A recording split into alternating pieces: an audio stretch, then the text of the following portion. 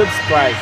Chelsea versus Arsenal in the first leg of the Carabao Cup semi-final at Stamford Bridge.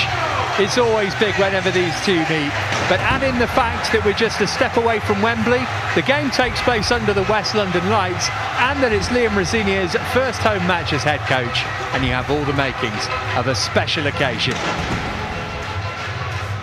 The Blues produced an excellent performance when the Gunners came here in November, taking a well-earned point despite playing for most of the match with 10 men. But it's about time Arsenal were vanquished here. Chelsea's last win against their rivals from the north was back in 2018. It's the first home game for the Blues in this competition since last season's third round, after wins away to Lincoln, Wolves and Cardiff so far this term. As that man sits in the home dugout for the first time. And what an occasion for him to have his first home game as Chelsea head coach. Let's take a check on the team's end. Chelsea welcome back Marc Cucurella from suspension. Cole Palmer and Reece James are not involved. There's no Moises Caicedo because of suspension. Delap and Gittins also miss out. Enzo Fernandez captains the side. We're expecting him to partner Andre Santos in midfield.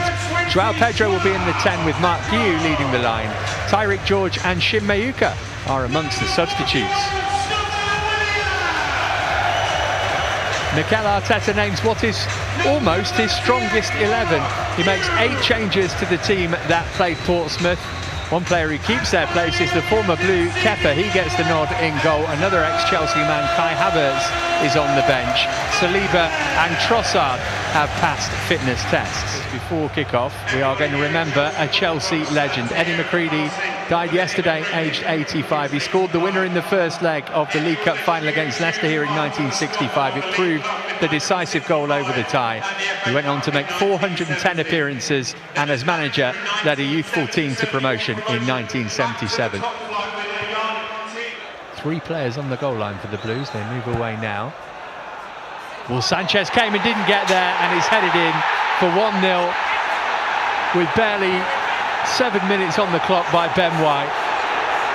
Their first corner, and they've made best use of it, and it's the worst possible start for Chelsea. Yeah, you knew it was going to be delivered with real quality.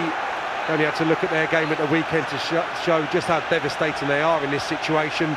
Probably everyone's expecting it to go into the near post area because they've had such joy, and it actually goes almost to the far post. Does Sanchez get caught amongst the flurry of players? He does.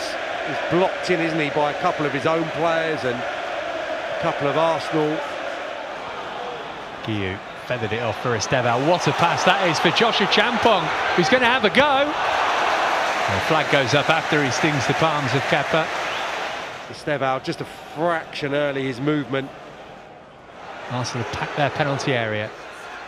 Guiu back to goal. Enzo Fernandez, space right hand side, he's managed to shuffle it out there as well.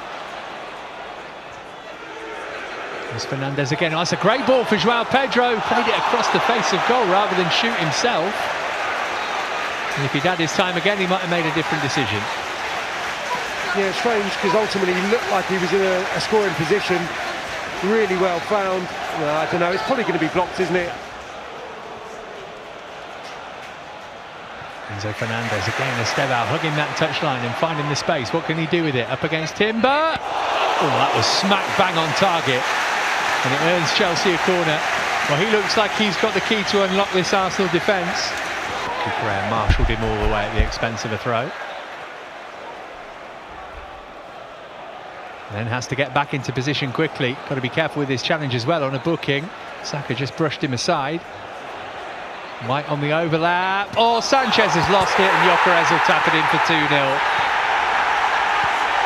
Horrible moment for the Chelsea defence. They scored at the start of the first half. They've done the same at the start of the second. Well, Victor Gyökeres, desperate for a goal, has been given one gift wrap there. And even with a game and a half to go, it looks a long way back for Chelsea now. Chance for a shot from range here for Ødegaard, beaten away by Sanchez. Lots of time and space to measure that, the Arsenal captain. Too hot for the Chelsea goalkeeper to handle. Oh, Enzo Fernandez will be able to get to this. It's steaming in on Saliba. It's broken for Joao Pedro. Here's Neto. Garnacho desperate to get involved far side. He's sent over that way. It'll come to Alejandro Garnacho. Chelsea back in it. Instant impact from the Argentine. He does great to keep his composure and make sure that he strikes it true and on the target. I thought that Fernandes had just hesitated a fraction here. He read the loose touch from Odegaard and then his touch.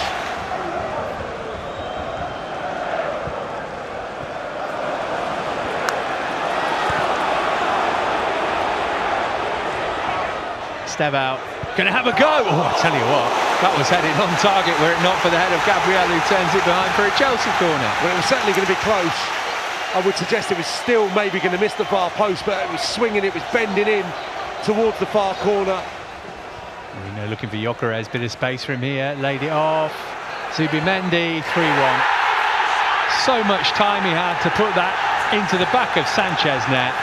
And just when Chelsea thought they were back in it, Arsenal pull away again.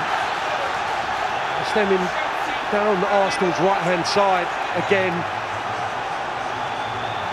And the space afforded to Merino, I think it was, that was allowed to get turned.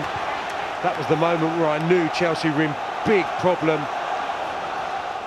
Indeed it was for Kepa for taking too long over the free kick. Here's Gyökeres or Saka, and it's broken here for a fourth for Arsenal, but for a brilliant save.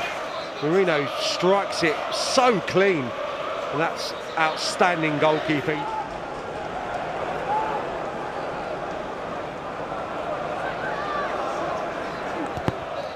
Over it comes. Oh, and it's loose. There's Garnacho!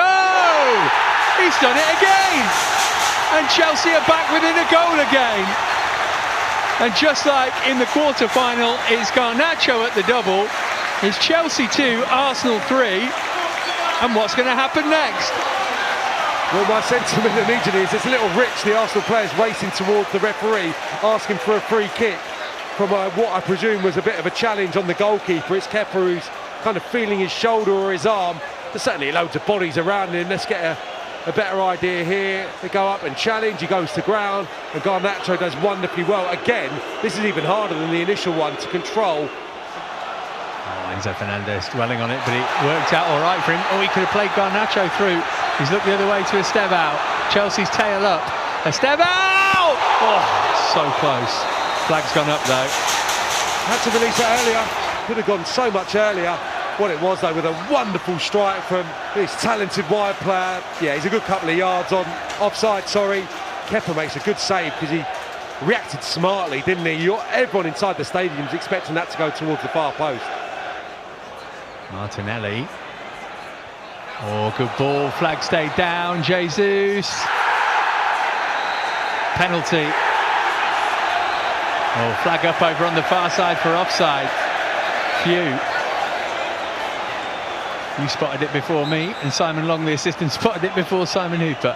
It had to be offside. That was my initial feeling.